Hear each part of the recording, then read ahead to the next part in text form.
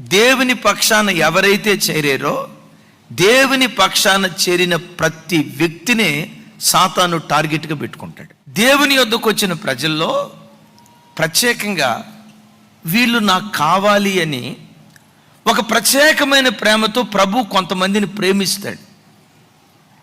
తనకు కావాలని ప్రభు ఎవరినైతే ఎక్కువగా ప్రేమించి వీడు నాకు కావాలి అనుకున్నాడో, దేవుడు కోరుకున్న వాడిని సాతాను కూడా మరి ఎక్కువగా కోరుకోవడానికి ప్రయత్నం చేస్తాడు.